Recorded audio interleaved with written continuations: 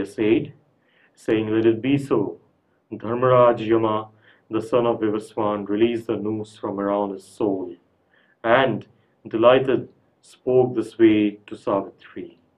"O gracious lady, here I free your husband.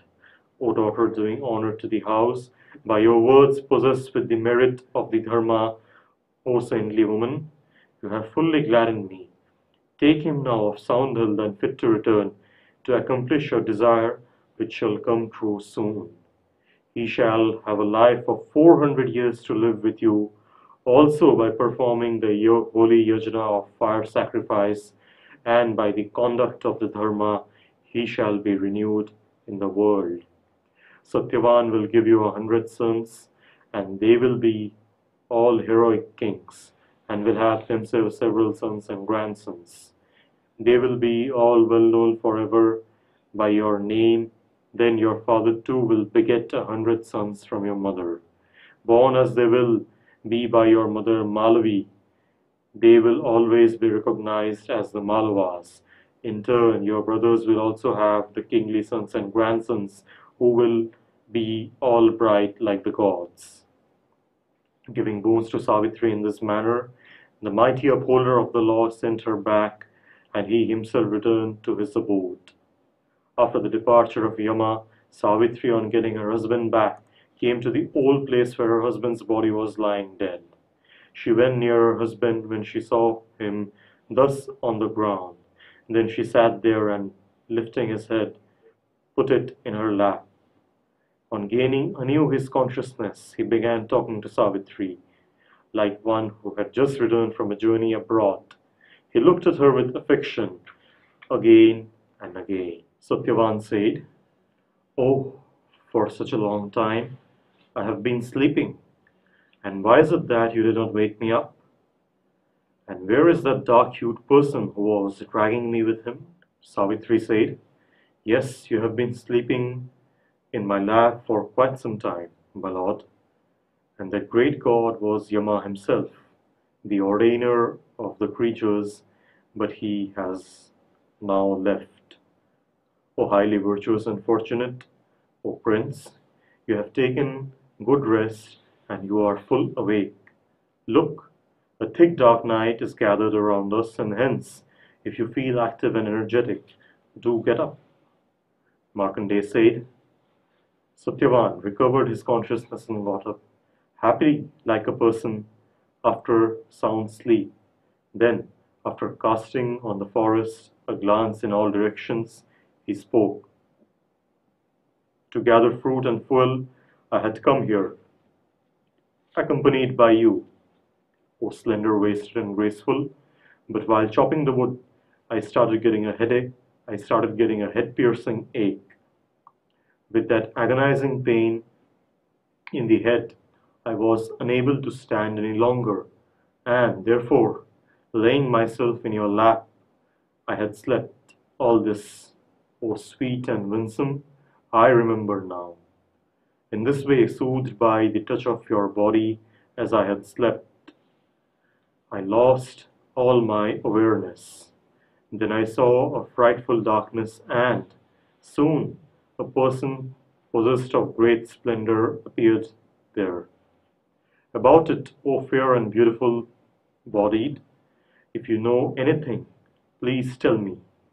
Tell whether it was a dream that I was seeing, or was it something real?" Then Savitri replied, "O prince, as night is advancing all around, I shall narrate in every respect the entire episode to you tomorrow. Arise, O Suvrata, arise and let auspicious things happen to you. You must hasten to meet your parents, for the sun has already declined and the night is growing in darkness. Those cruel-voiced prowlers of the night are moving freely now, and listen to the sound in the fallen leaves in the wild beasts go about in the forest. This fearsome howling of the she-jackals in the south and in the west is causing my mind and my heart to tremble." Satyavan said, "This forest filled with a thick darkness appears to be very frightful. nor therein will you be able to know the path nor walk. Savitri said, there was a wildfire today in the forest, and a dry tree is still burning. Fanned by the wind, the flames from it are seen now and then. I shall go there and fetch some fire and, by burning the withered twigs, light the way all along. Distress not yourself in the least. But if you have no energy nor inclination to walk, or if you are not sure of the path in the forest filled with darkness, then, if you so desire, we shall return in the morning, when we shall be able to see everything in the wood, if it is agreeable to you. O sinless and unblameable, we shall spend the night here. Satyavan said, now the headache has gone away, and my body appears to be in a healthy state. I desire with your kind graciousness to return and meet my parents. Never therefore at such an odd time did I reach the hermitage, and my mother always forbids my going out after the twilight hour. Even during the day, whenever I go far away, the elders get worried, afflicted, and my father, along with the ashram dwellers, moves out in search of me. Distressed in this manner, my parents have, on several earlier occasions, censured me by saying that I return late quite often. In what plight must they be at present, waiting for me? That thought itself causes me great concern. Not seeing me back, they will no doubt be plunged in deep grief. Oh, on one earlier occasion, the old parents grieved very much throughout the night. With tears flowing constantly, they expressed their loving affection for me again and again. O dear son, not even for 2 hours can we remain alive without you. Only that long is our life certain, O fond child, as you will hold yours. Both of us are old and blind, and you are our eyesight, and it is through you that our lineage shall grow. Our death rights, fame and fortune of the family, the progeny and continuity, all depend upon you. My mother is aged, as also my father, and I am like a staff in their hands. Seeing me not back in the night, into a sorrowing condition will they surely fall. I curse this sleep of mine, because of which my father, as well as my mother, who never does wrong to me, must be now full of apprehensions of danger for me. I am myself filled with doubt, and in this difficult predicament do not know what I should do. Without my father and my mother I cannot even remain alive. Alarmed and troubled, my father, whose intelligence is but his sight, must certainly be going around, from one ashram dweller to another, inquiring about me. O splendid lady, not so much am I concerned about myself as I am for my father, and more for my mother, who, feeble and frail, is an excellent companion and follower of her husband. I shall prove to be the cause of their great anguish today. It is in their living that I live, and proper care of them I must take.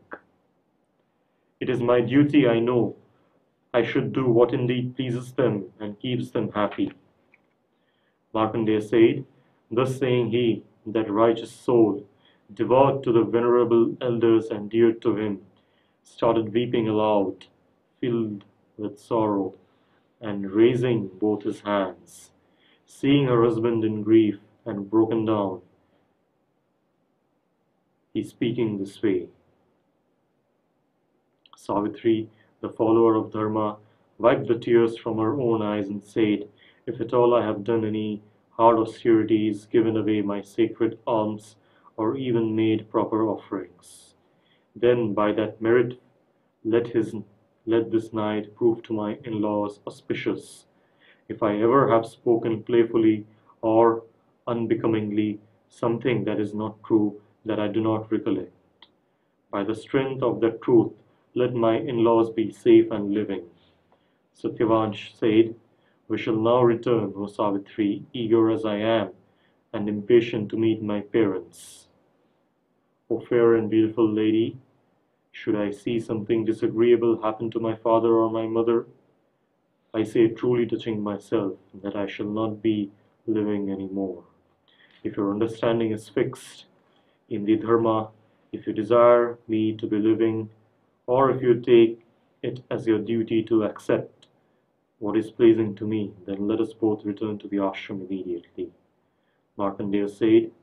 That virtuous woman Savitri, then getting up, knotted her loose hair and clasped both the hands of her husband, helping him to stand. Satyavan also stood up and with one hand dusted his body. While looking around in all the directions, he noticed the fruit baskets lying a little farther away.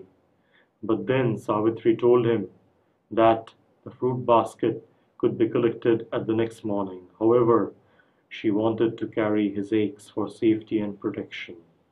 She tied the basket filled with fruit to the low branch of a nearby tree, and with the eggs in her hand went back to where her husband was.